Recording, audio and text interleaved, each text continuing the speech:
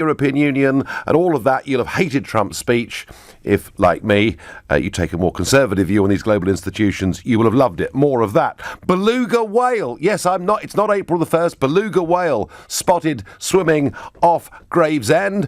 And Sir Keir Starmer at the Labour Party conference goes completely rogue and utters a line that was not in the pre-cleared speech, where he talks about Labour perhaps going for the option of remaining in the European Union. Not something Jeremy Corbyn is going to be very pleased about. His big speech, of course, coming tomorrow. But the story that really interests today is one about a completely fundamental change of policy in this country, and one, on the face of it, that pleases me. You see, since 2003, I have been campaigning, saying that it is utterly ridiculous that we have a total open door in terms of people coming here to work and live and bring their families from Europe, and yet we make it very much more difficult for those from the rest of the world to come. I've been arguing that immigration actually should not discriminate in favour of those from the European Union, and that our future immigration policy should be based on skills. And I've argued that year on year on year. I have been called all the names under the sun for doing it, from Tony Blair onwards. But how interesting that last night the Cabinet met and they have agreed that in future they will put this new principle into place, that the immigration rules will be the same from those who come from all over the world as they are for those who come from within the European Union once we've achieved Brexit, and that the emphasis should be on skills. This, of course, follows the recommendations of the Independent Migration Advisory Committee, which issued its report a couple of weeks ago. The Labour Party, thus far, have said nothing against it.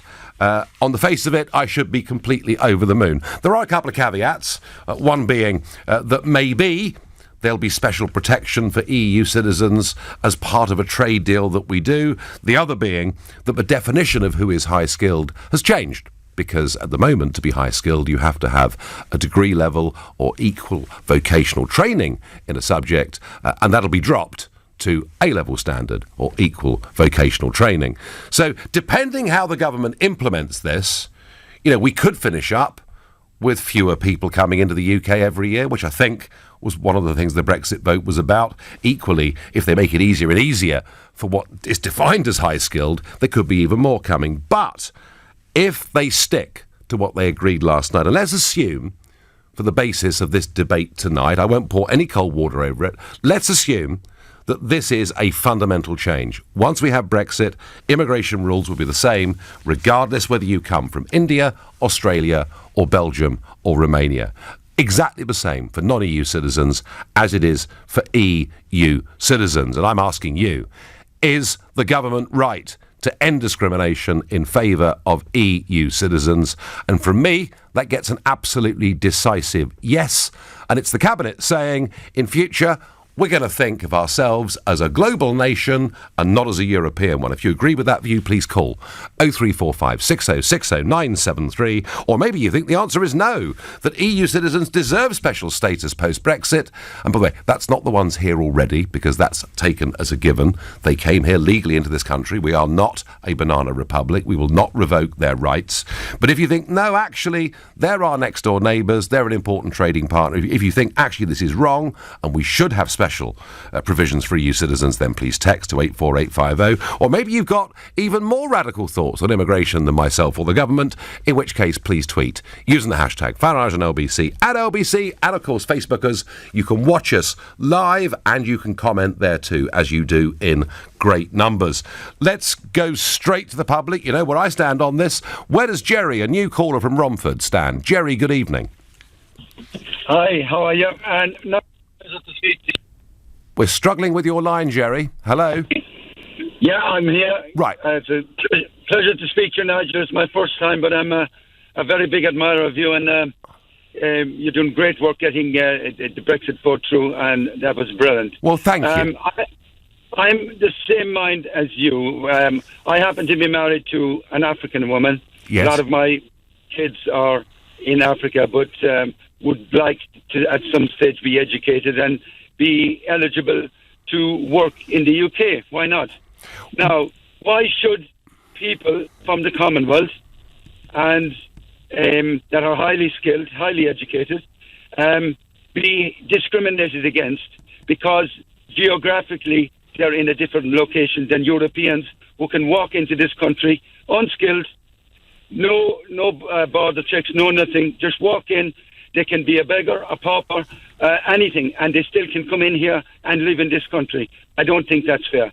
I think that's totally discriminate against a lot of highly skilled African people who are good nurses, good doctors, good engineers, and so on and so forth, that have to go through what they try to do in the immigration system is try to keep you out at any cost with very high bonds, very high amount of deposits, the way people that want to come don't come because they don't have the money. I mean, Jerry, they had to do that because the flood of people that came from Europe was so much bigger than anybody, especially Mr. Blair's government, anticipated. Now, Jerry, you've made the case very, very well. And could I just add, you made the point about people with high skills, people with good education, but also, Jerry, very, very important, I hope you'll agree, that people that come will integrate into our society. I agree 100%, because if you look at it, where did the UK get their wealth from? They got it from the Commonwealth. They didn't get it from Europe. We only joined Europe in 1974. And this was Great Britain before we joined Europe, not after we joined Europe. No. So, Jerry, it's a step in the right direction. I thank you very much for your call and your very clear analysis. Richard's another new caller. He lives in High Wycombe. Good evening, Richard. Oh, good evening, Nigel. Welcome. So, Richard, I've been is this for a while? Thank you. Is this progress, Richard? As your previous caller, I want to thank you. Well, thank you. Without you, we wouldn't have had this vote. And I'm just cheesed off with people trying to. I know, and we'll debate that another day. But I'm trying. But no, I want to agree with your other chap, because at the end of the day, we've had. There was a case not very long ago, wasn't it? Was it Australia? We had an Australian couple or something that. I think were they in Scotland, and they had to go back.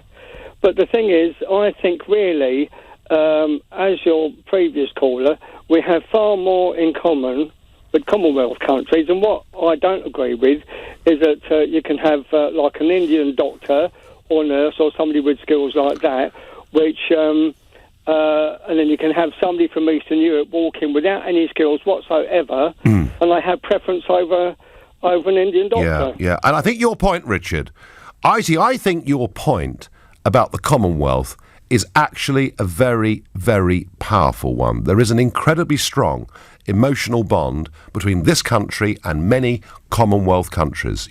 We're the only country in the history of mankind, as I can see it, that has good relationships with its former colonies. It's a remarkable family, the Commonwealth, isn't it? Well, it certainly is. And at the end of the day, where I live in a village just a little way outside, and I can tell you, in the driveways up where we are, we've got loads of Mercedes and everything. Anyway, well, I know we're not on that subject, but that'll be for another time. But no, I've got to stick to the point. You have? But I do think, absolutely. But I do think... I do think it is a long time coming, but the thing is, how long does it take people to listen to, the establishment in particular? Well, it takes a long time, but actually, I do feel, Richard, a sense of vindication. I have received huge amounts of abuse for saying, number one, immigration should be skills-based. Number two, people that come, we should be confident can integrate. And, of course, number three, we should not discriminate in favour of EU citizens. So I'm feeling quite happy about this, Richard. Richard, I thank you. I'm going to move on. I have a full switchboard. Yes, Nigel. I feel more affinity with our Commonwealth brethren than many parts of Europe. India, for example, before partition, provided the biggest volunteer army ever known to man. Graham, you are absolutely, entirely right. And in both world wars, those that came from what we now call the Commonwealth, then the Empire, constituted about 40% of our effective forces in both world wars, and not one of them was a conscripted man. It's a remarkable part of our history that very few people know. I'm going to Bolton to speak to Steve. Steve, good evening. Good evening, Nigel. How you doing? I'm doing all right. Good, mate. Totally agree with the stance. It's essential for the country. we should be opening our doors for workforce to the whole world rather than just a small corner of it and restricting what's available to us. And I've got a construction company, and I know in construction there's a huge shortfall of labour available, and as that industry is growing, we just can't keep up with the lads on site. There's not enough of them. So if I want a bricklayer, for example, from Brazil, why can't I take him on? I can take one from Belgium, why can't one from Brazil? Steve, I get the logic of that totally, but could I just say this to you as somebody in construction? Isn't it about time we started training our own people? Yep, 100%. Because, I mean, it's as if we've gone for this cheap labour model, we've become the cheap labour capital of the Western world, and we encourage our 18-year-olds to go to university, to build up debt, to get degrees that don't teach them trades in any way at all. I just can't believe it, Steve. Absolutely, and that's been an issue for maybe the last generation insofar that if you're 14, 15 years old and academically you're not brilliant, you're never going to be a brain surgeon. That doesn't mean to say you're a loss to society. I've got lads work for me, can't read and write very well, but they could strip a plant and machinery down with a spoon and put it back together again. Yeah. They are talented. Just because they've not got the academic skills doesn't mean to say that they're no use to anybody. Absolutely. So I agree. And yet somehow, Steve, we've got this sort of strange inverted snobbery in this country against people learning trades and skills. Exactly. And it's ridiculous. I've got a couple of apprentices work for me, 18, 19-year-old. They're probably the richest lads in their town because the money that they're bringing home, they're still living home. The disposable income they've got is far greater than any of their friends who are at college and at uni. And there's like, why didn't someone come into my school when I was 14 and 15 and tell everybody else about it? The schools don't want to do it. The academic environment doesn't want to do it. They want to keep them into uni till they're 23, 24 and then spit them out with a second class. I know. Well, listen, those two lads that work for you, who've got lots of money to spend in Bolton on Saturday nights, good for them is all I can say. Steve, I thank you. Now, a word of caution. So far, we've had 3 callers all saying great, but a word of caution on Twitter. The government has downgraded what compromises as skilled. It has, I mentioned that earlier. So we just end up with plumbers and builders from the whole world, not just the EU. And that is, and you're right, that is the risk of this. I welcome this policy. I think we should end discrimination in favour of people from the European Union. We should go global. I think it may well improve our relationship with much of the Commonwealth. But we must not allow this correct policy to allow the numbers, which are vast already, to go up. They need to come down a bit because at the moment, frankly, they are not sustainable. You're listening to the Nigel Farage Show, exclusive on LBC, and it is now 6:15. In the last half an hour, Labour Party conference delegates have backed a motion calling for all Brexit options to stay on the table, including holding a second referendum. At the United Nations in New York, world leaders have laughed at President Trump as he claimed in a keynote speech his administration's accomplished more than any of its predecessors. And a strike by some London Underground workers will go ahead tomorrow after RMT union talks with management broke down. LBC weather, rain and gales continuing overnight in Scotland, Northern Ireland and the north of England. Drier though elsewhere, a low of 7 degrees. LBC Travel, I'm Jay Louise Knight, and an earlier accident on the anti-clockwise M25 has left delays from Clackett Lane services towards Sevenoaks at 5, although all lanes have reopened. There are long delays around Fulham. Fulham Palace Road is blocked southbound at Lily Road. There's an accident in the middle of the box junction there. I can see on camera solid queues back to the Hammersmith Gyratory already. The high road in Seven Sisters is still partly blocked northbound with an accident near the college. That's causing queues back to Clapton Common. And then another accident is partly blocking Seven Sisters Road eastbound at Stroud Green Road. For the tube, severe delays on the whole of the Central Line and disruptions can be expected on the Piccadilly Line tomorrow. A strike means there'll be no service from midday until Friday afternoon. This is LBC. No one knows your business like you do. You've put in the 10,000 hours, been the first in and the last out. You know what works and what doesn't. You know the decisions you need to make. And at Barclays, we know our business managers are here to help. They're on hand to give you access to local knowledge and sector expertise. To find out more, search Barclays Business. Let's go forward. T's and C's apply. What do you think? The red or the blue? I really like the blue. It sets off your eyes really nicely. I don't know, the red one just feels a bit more exciting. I can't decide. Well, they are both lovely helicopters. Nicer problems to have. This Tuesday there's a £123 million jackpot. Euro Millions from the National Lottery. Estimated jackpot. Rules and procedures apply. Players must be 16 or over. The Volkswagen Transporter from just £239 per month on contract hire now comes with 2 free services. So instead of spending your money on this, you could spend it on this. Or even this. Incredible offers to help your business thrive. Search Volkswagen Transporter to find out more. Volkswagen Commercial Vehicles. Working with you. Business users only, excluding VAT at 20%. Over 36 months. £717 initial rental. T's and C's apply. No ownership. Until the 30th of September 2018. Volkswagen Finance. People ask me, Hey, Admiral, what's the deal with multi-cover insurance? So I tell them, we take home and car insurance, bundle them up on a single policy and give you a multi-cover deal. Then... But our renewal dates are different. Yeah, renewal dates. No problem, I say. Start today with your home or a car and just tell us when you'd like the rest to join the policy. Whoa, that's so easy. It's happy faces all round. And we end with... Get your multi-cover deal at admiral.com.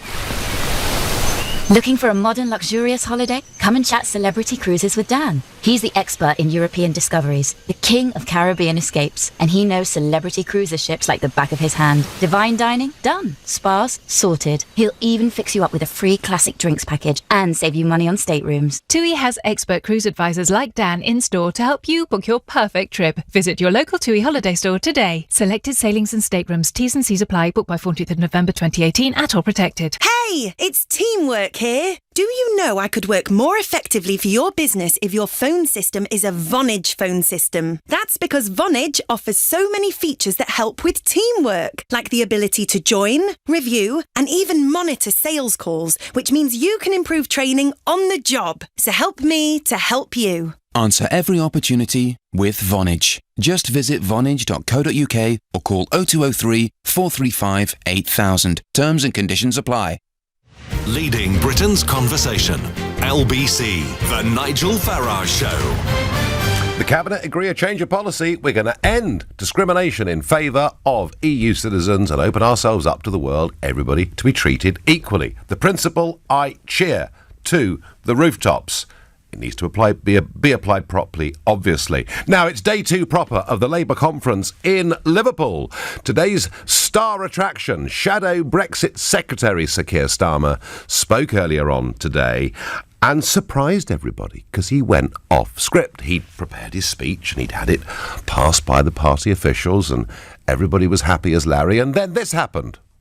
It's right that Parliament has the first say. But if we need to break the impasse, our options must include campaigning for a public vote, and nobody is ruling out Remain as an option. Do you hear those cheers? Do you see the direction the Labour Party's going in? I've been talking about this for months here on LBC. This is becoming a London, or particularly North London, Labour Party. Just look at where the prominent MPs come from and where they represent, and they are very much of a Remain persuasion. It is a huge rift that is opening up here. It's a rift, actually, to be honest, with Jeremy Corbyn and John McDonnell. They've been trying to slow down this march of the Labour Party towards a strong pro-EU, a strong Remain position. But I think Keir Starmer today, Sir Keir laid it out there very, very clearly indeed. His critics say it was an open leadership bid by Starmer, knowing that the party membership now are so pro-European Union. They may or they may not be right, but I tell you what, it's going to do them a huge amount of harm in the country. I think this is perhaps the biggest mistake Labour have made for decades in terms of misjudging their own voters. Paul sends me a message by SMS. He says, after watching the complete and utter power-mad Starmer, who went above his party and voters, I will never vote Labour again. There's a lot of people like that. I heard them on Eddie's show as well earlier. There's a lot of people feeling like that. Theresa May, in front of you, there's an open goal There's no goalkeeper in it. It's really easy peasy. All you have to do is chuck checkers, show the people of this country that you want a free trade deal or WTO, and if you do that and call a snap election, you, even with your relatively limited campaigning ability, would win a big majority. Labour have made a big mistake. Back to ending discrimination in favour of EU citizens. I think it's absolutely right. What does Mark, a new caller from Dublin, make of it? Good evening, Mark. Hello, Nigel. Nice to talk to you. Good to talk to you. So what do you think? I see this there's a potential problem here, and I've seen it it's exposed in Dublin, where multinational companies or big companies would employ people with substandard qualifications. Now, it doesn't matter where, they don't seem to vet it. The target is to get a visa is around €30,000 a year. If you can justify this skilled worker is going to be paid more than that, they give you that. Now, to get, for example, a Java programmer in Ireland or in Europe, that's going to cost an awful lot more than that. So they think, okay, we'll look to these other places, and they get someone with a qualification from the Institute of Technology of the Sandwich Islands. They come in because they know they don't need the Sandwich Islands. Okay. The place, okay, sorry, keep going.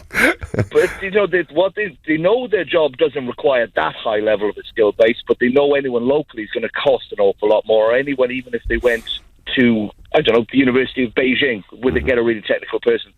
They're going to be too high level. They just need someone to click boxes and do this particular role, and they'd rather go to these places, and that's where it falls down. So when they vet and offer these visas, are they going to be vetting the qualifications? Are they going to see, is this a serious institution that this skilled person is coming from? Is it a credible institution?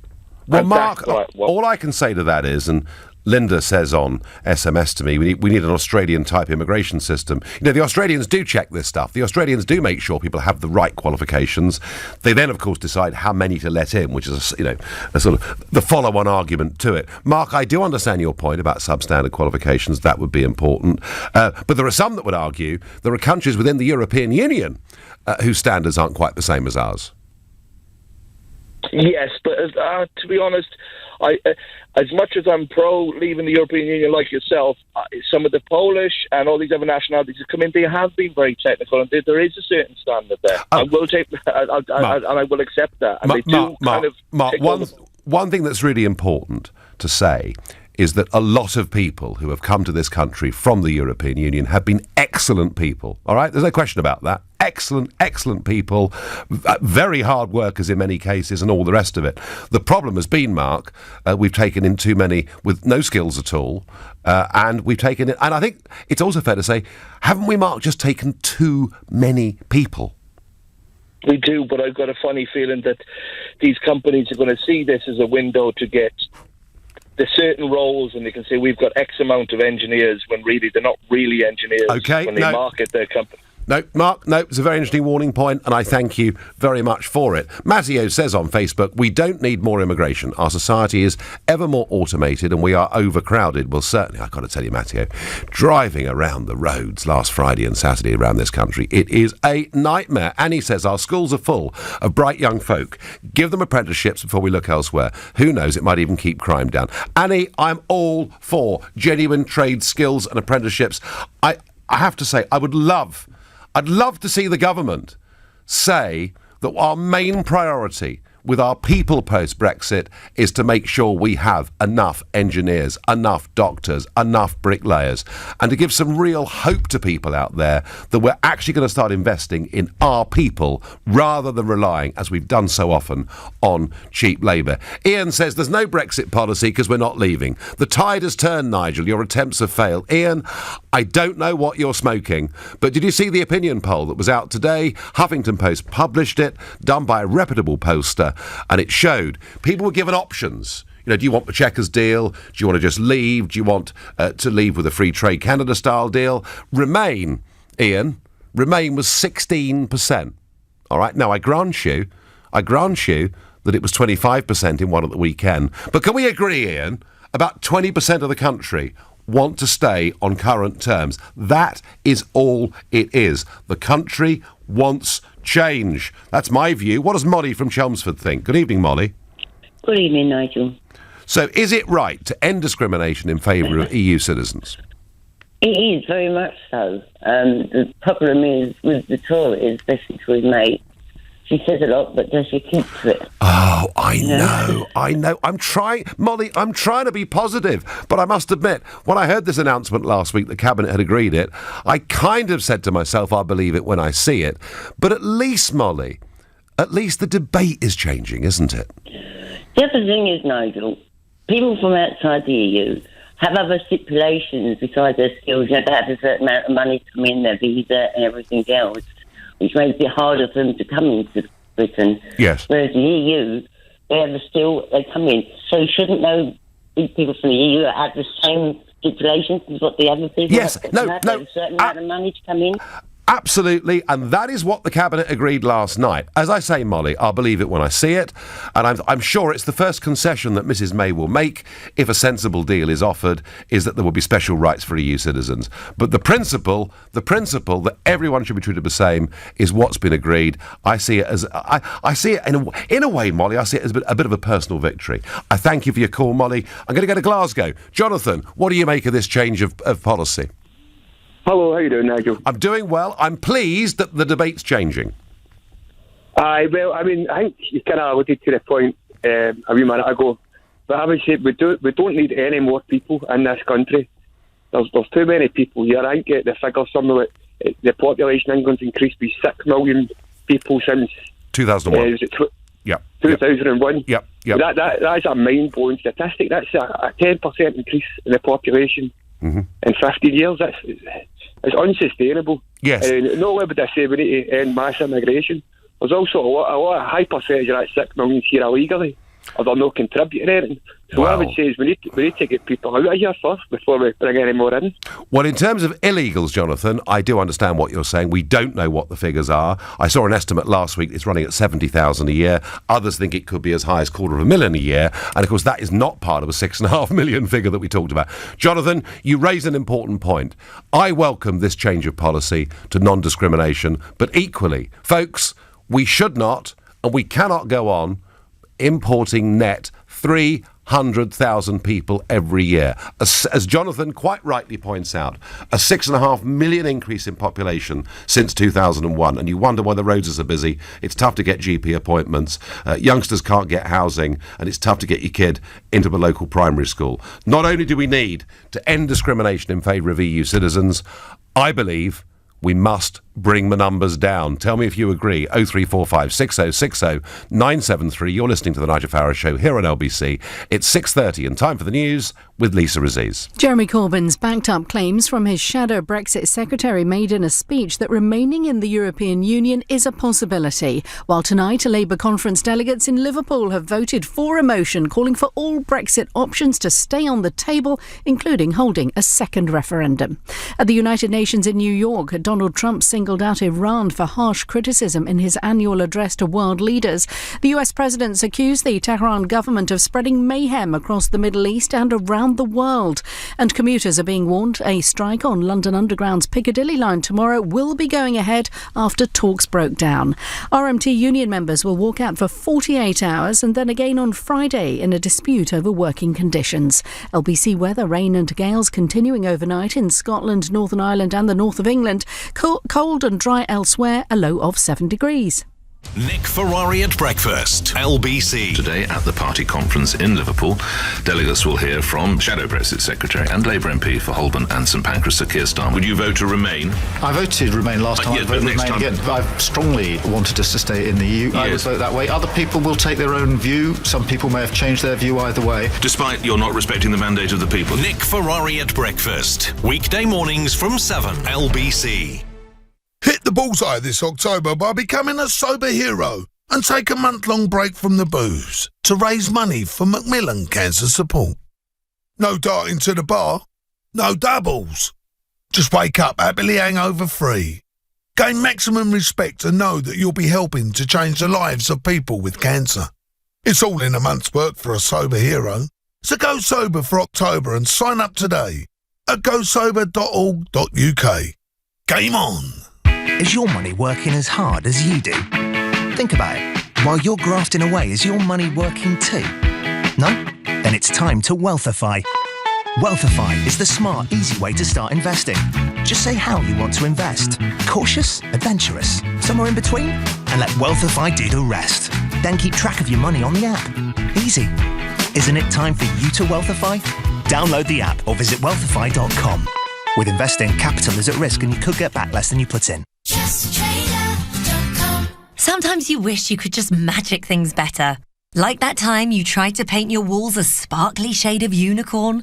But you don't need to be a magician to fix things because Trusted Trader are always on hand to help. TrustedTrader.com have lots of really lovely tradespeople who are vetted, reviewed and reliable. So for decorators, plasterers or other professionals in their trade, just pop online, make your wish and they appear like magic. Guess how many MOTs QuickFit did last year? It's over 700,000. And if yours is due, then we're here to help. We've got over 500 MOT centres across the UK and there's slots available to book right now. So head down to your local QuickFit today or visit quickfit.com to book online and drive away happy. Block management. 2 very simple words. But what do they actually mean? Well, there's budget approval for starters, then service charge invoices, health and safety paperwork, cleaning, gardening, maintenance, inspections, contracts, insurance, emergency call-outs, and a whole lot more besides. So for complete block management solutions, just remember 3 simple letters: ABC. ABC Estates will take care of all your day-to-day management, leaving you as happy as Larry. See abcestates.co.uk or call 0800 888 6688. Catch BT's stellar biggest ever mobile sale before it's gone. If you've got BT broadband at home, we've got exclusive offers for you. Grab a sparkling deal on a range of SIMs or get quadruple data on some shiny new handsets. And if you order online, you'll get a reward card to treat yourself. To catch our biggest ever mobile sale, you'll need to be quick. It ends 27th of September. Search BT Mobile today. BT, be there. Reward card exclusions apply. For claim terms, see bt.com/claimmyreward. The Nigel Farage Show on LBC. Call 0345 6060 973. Yep, the Cabinet have agreed we're going to end discrimination in favour of European citizens and treat people equally from all over the world and do it based on the skills people can bring. It sounds pretty good to me. Well, it would, wouldn't it? I've campaigned for this for the last 15 years. Before we get back to that and your calls and your thoughts, President Trump today was addressing the United Nations General Assembly in New York. And he began in very Trump style. In less than 2 years, my administration has accomplished more than almost any administration in the history of our country. America's so true. So Trump. Didn't expect that reaction, but that's okay. Well, that was Donald Trump, and he's never one to exactly undersell what he's doing as US president. But that was the beginning of the speech. It didn't last very long. He then went straight in many ways, to an all-out assault on much of what he thinks is wrong with the United Nations, in particular on their UN Human Rights Committee. Our ambassador to the United Nations, Nikki Haley, laid out a clear agenda for reform, but despite reported and repeated warnings, no action at all was taken. So the United States took the only responsible course. We withdrew from the Human Rights Council, and we will not return until real reform is enacted. He also went on to say he would not join the United Nations Compact on immigration, that was something countries themselves should decide. And then the bit that I particularly like, given my political beliefs, his comment on globalization. We will never surrender America's sovereignty to an unelected, unaccountable global bureaucracy. America is governed by Americans. We reject the ideology of globalism, and we embrace the doctrine of patriotism. Around the world, responsible nations must defend against threats to sovereignty, not just from global government, but also from other new forms of coercion and domination. Well, that was certainly my kind of line of language. And then, finally, and very fascinatingly, his comment on Iran. Iran's leaders sow chaos, death, and destruction. They do not respect their neighbors or borders or the sovereign rights of nations. Instead, Iran's leaders plunder the nation's resources to enrich themselves and to spread mayhem across the Middle East and far beyond. Fascinating that Trump there really saying that Iran are the real bad guys on the global stage. And on the very same day, before Trump spoke, Mrs. Mogherini, who is the European Union's foreign minister, unelected of course, but the foreign minister of the European Union, announced that steps would be taken to facilitate easier trade with Iran. You pays your money, you takes your choice. Either you think Trump's right and they're a rogue state that sponsors terrorism, or you think the European Union's right and we should be opening up and doing more business with them. In conclusion, in years to come, if anybody ever asks, what is the Trump doctrine? What is the philosophy that underpins President Trump's time in office? You saw it today in that speech. His belief that the nation state is the building block, his distrust of supranational globalist organisations. It was all there. It was vintage Trump. If you're a globalist, if you're a socialist, if you're in favour of the EU or the United Nations, you will have hated it. If you're a more conservative type person that believes in a nation state, believes in being tough on immigration and being proud to say you're a patriot, you'll have loved it. Either way, it summed up what Trump is. OK, back to this change of policy agreed by Cabinet last night. I'm really happy with it in principle, although I'm worried perhaps how some of it might be implemented. Tony is a brand new caller to this show and he lives in Rhyl. Good evening. Hi, Nigel. Or should I say Sir Nigel? Well, I don't know about that, but anyway. One day, eh? Well, not with Mrs. May in number 10, but anyway. So, Tony, I'm welcoming this change of language and this shifting of the centre of gravity of this whole debate. I would like to see European citizens given a slightly special status, nothing like they've got now, but I think European people are better to integrate than the third world. Well, hang on. Now, whoa, Tony. I mean, you wouldn't call Canadians third world, would you? No, I wouldn't, but I'm talking about... You wouldn't call New Zealanders third world? I'm talking about South Asian countries. You wouldn't call Americans third world? No. OK. So you're making you're making a point about integration. What do you think the key characteristics are of people who will come here and integrate well? Well, people, like you said, people that live in a Western-type democratic society. Mm-hmm. Mm-hmm. And I also worry about language difficulties. Yes. And the validity of some of these people's qualifications. You know? You're the second person to raise that tonight. So, Tony, for you, the really important thing here is, however we put this into place, people must be able to integrate into our society. Yes. I think that's a valid point. I mean, would you... OK, Tony, let me just try this on you. You know, you talked about South Asian countries.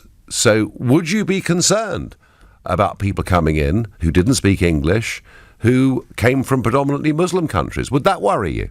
Yes, it would. It would. So how do we deal with that and deal with it fairly?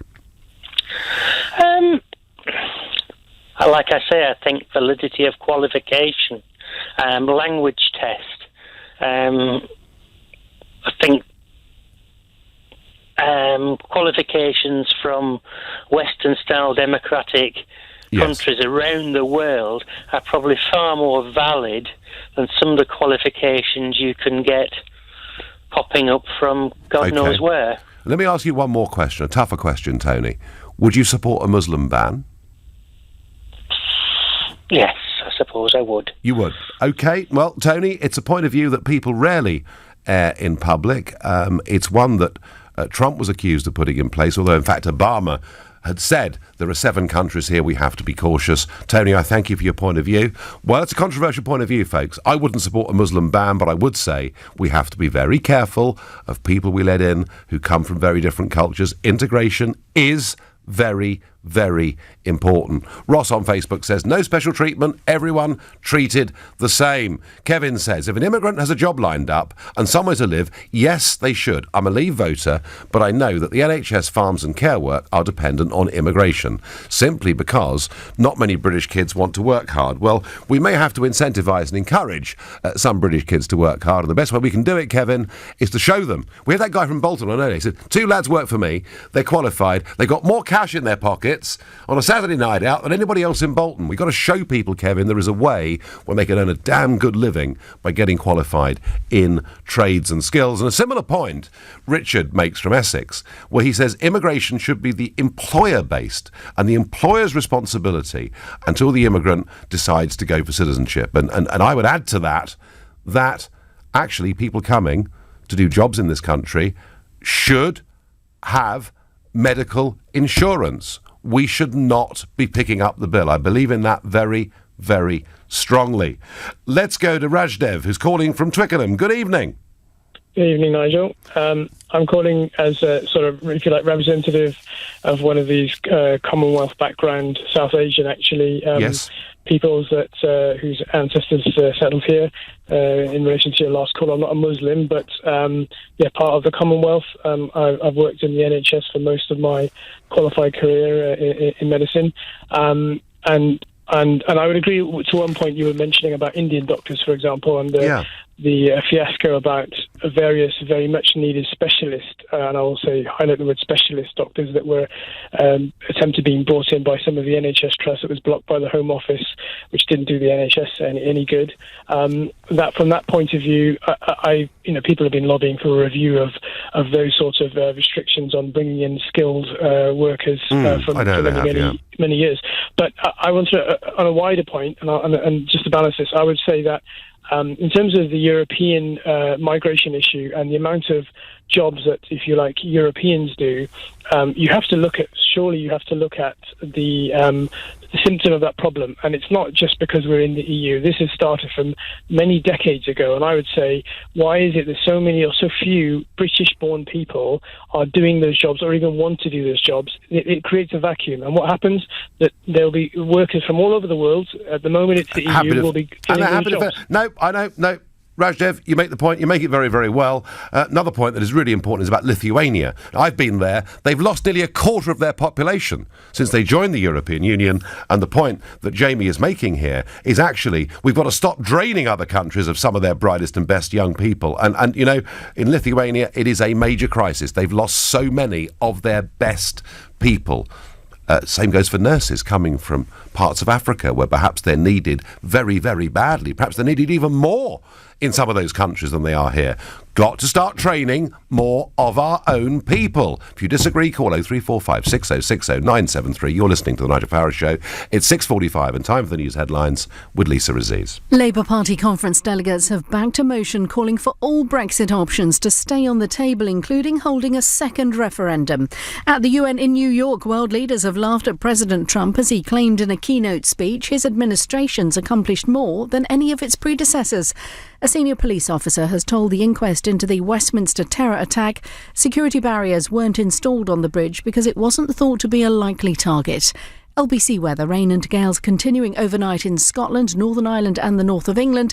Drier elsewhere, a low of 7 degrees. LBC Travel, I'm Louise Knight, and the anti-clockwise M25 slow between Staines at 13 and 12 at the M3, where a car has broken down next to the central reservation. 2 lanes are closed there.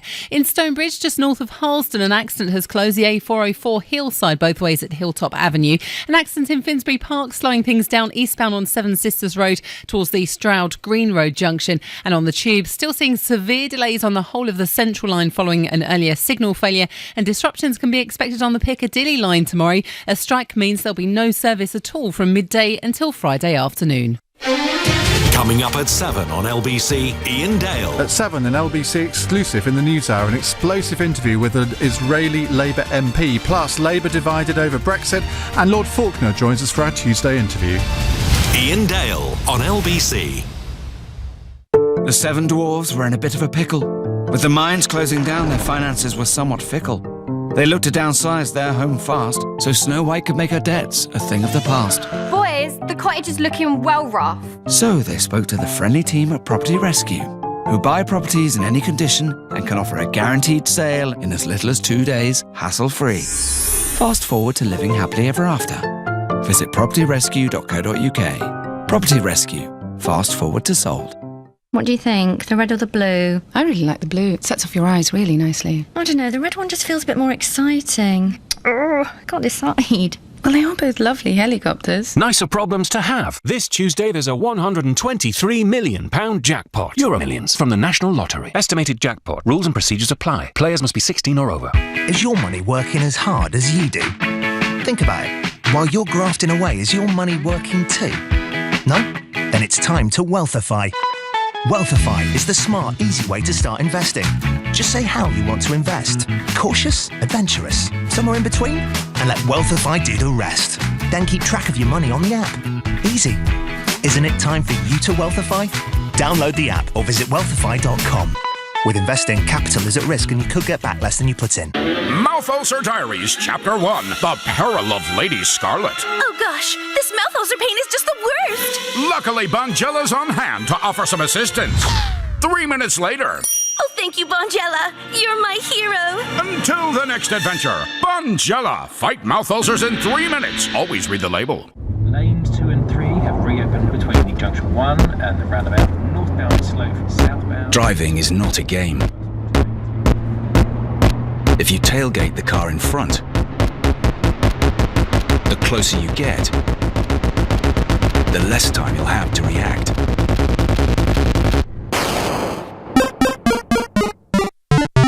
Don't be a space invader. Stay safe. Stay back.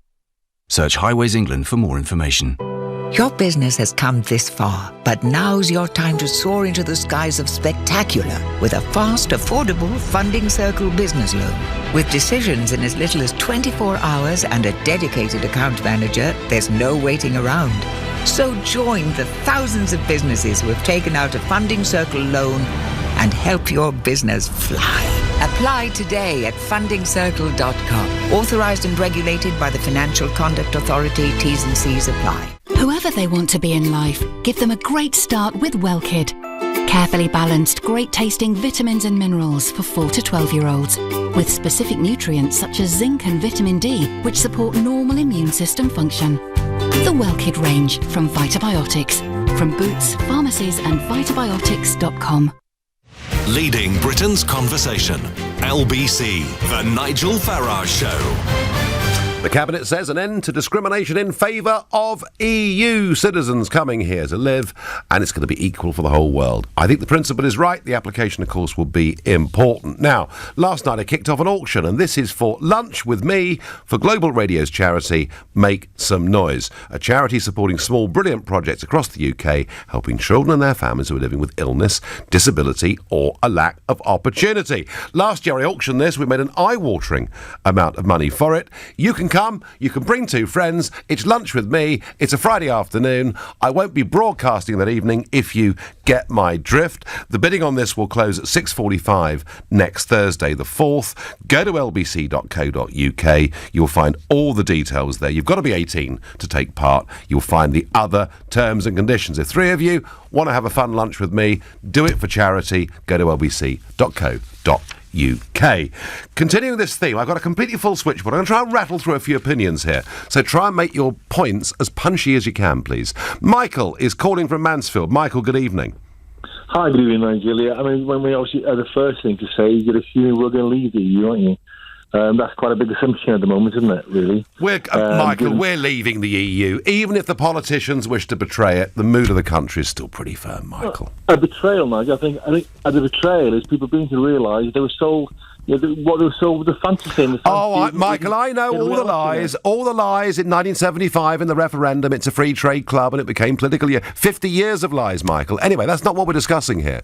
Is it right? If Brexit happens, I'll caveat that given your view. If Brexit happens, would it be right to stop discrimination in favour of EU citizens? No, I think it wouldn't be right, because I think you've got to look at the practicalities of this. I mean, at the moment, immigration is spoken about as if it's some kind of, it's a bad thing. Actually, our economy is dependent on it. Look at the NHS. The NHS is in crisis. 90% decline. Anything to do with 6.5 million population increase, Michael, in your view? No. Oh, really? No, really, honestly. If I can just finish with that, you're one of the worst ones for really proposing this going to smear, I think it probably before, this smear that some immigration is putting a drain on the NHS. And it's absolute rubbish. The drain on the NHS is about the ageing population. Most of the immigration is young people coming in. As you well know, those young people coming in, they are not the people consuming the NHS. It is our ageing population. Well, actually, Michael, in fact, if you go to maternity units or whatever, you'll find that, in fact, they are using the NHS in quite a big way. And, Michael, any link, in your view, between the housing shortage and the population going through the roof? These people are contributing to our society, a positive future. It is not a bad thing. So why not, Michael? Why? OK, fine. So why don't we have another 10 million, 20 million in the next few years? How would you feel about that? But actually, it's declining, isn't it? What's happened? No, net migration. No, net migration is still running at 250,000 a year. That against a post-war average of 30,000 a year. It's lower than it was, but it's still huge. So the trend is down, as these things tend to do. But you've got people like you, as ever, spreading hype, scare. We had it all through the referendum, which came down. Like the Turkey's about to join, all the lies, the bast. They've wanted Turkey to join for years. Michael, you want to have a broader EU debate with me? You can do that another time, not now. I'm going to Warwick to speak to Andrew. Andrew, is this policy the right one? Can it be implemented correctly? Well, I think so. Yes. I mean, if you concentrate on the ability to create value, I mean, if your income is over £30,000, that means you're a net contributor to the exchequer. Yes. And therefore, that sort of immigration actually is entirely sustainable, because you're growing your economy along with the growth of your numbers. I mean, that's why they say the net value of immigration is slightly positive, because without the unskilled, it'd be massively positive. Yes. I mean, if you've got 200,000 of the best science, technology, engineering, and medicine and creative minds coming in, that's a big change from what we have at the moment. I mean, you have to bear in mind that only 50% of people are above average intelligence. What you need is cheaper engineers. What you need, I mean, I've heard you say before that we need to train 1 million more engineers, and yet we're close to full employment, and we have an ageing population. Yeah, I mean, Andrew, where I think we've gone wrong is I just don't think we've encouraged people to learn trades and skills, and the point being, if they do them, they can actually earn very good livings. Oh, I agree, absolutely. But the problem is that, I mean, we're going to retrain our sociologists and our historians and things like that. And I mean, I think we should probably also be offering free degrees in science, technology, engineering, STEM. medicine, I couldn't agree more. That create value. Do you know what? I couldn't agree more. In fact, in 2015, in the UKIP manifesto, when I was leader, we said remove tuition fees for people doing STEM subjects, because that's where we have a shortage. That's where we're wholly reliant on people coming in to Britain from outside, and it's where people could do very well. Andrew, I thank you. Going to Blackburn to speak to Usma. Good evening. Hi, Nigel. I just wanted to address a point. A few callers ago, you were talking about integration. Yes. And it really, I'm British Asian, and I've born and brought up here. But the integration word really annoys me, because it's called white flight, Nigel. That's the term people give it, isn't it? And, so I live in Blackburn, and I've seen it myself, where young, upwardly mobile, modern-thinking Asian people, Muslim people, Hindu people, whatever, moved into what were predominantly white areas. And people start putting the houses up for sale. So integration, I don't think, is a problem within the minority communities. I think people do want to integrate. I certainly do, and I think I'm quite well integrated. I'm pleased to hear that. But I mean, I've been to Oldham, not very far from you, and I went to a district in Oldham where, and I'm being serious, it didn't seem like many people spoke English. That's not integration, is it? But integration happens when minority communities aren't isolated. So what's happened in Oldham is, I assume it's the mainly Pakistani heritage people have moved in, the white working class people have moved out. Mm-hmm. And you will never get integration. And the same is happening with Eastern Europeans in certain places, where Eastern Europeans are moving in, the Asians and the whites are moving out. So how can you integrate if people aren't prepared to live in the same community? And I think that whole, nobody speaks English in Oldham thing wouldn't have happened. Well, I didn't quite say that. I said there were a couple of streets in Oldham where knocking on doors, very few people I met spoke English. Isn't that a point, Uzma, that if we have immigration running at sensible rates in terms of numbers, it does make the prospect of integration much, much better? I completely agree with you. You are right, but integration will only happen when, and this is the whole point, it's all very well blaming small minority communities for being insular and ghettoising each other and whatever, but at the end of the day, the term given is white flight. No, you're making the point that integration's a two-way street, and it's a point you've made extremely well, and I thank you. And my last caller on this time is very short. Jeff, you've got 30 seconds from Carmarthen. Good evening. Very quickly, Nigel, just that your immigration figures are completely wrong.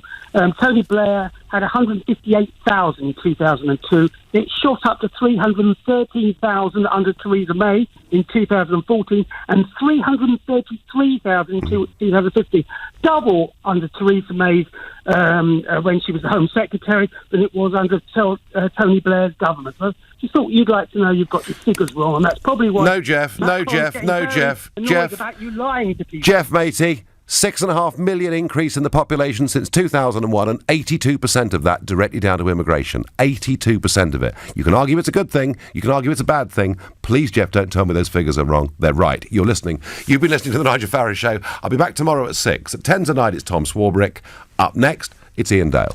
Nigel, thank you very much. Well, coming up at 8.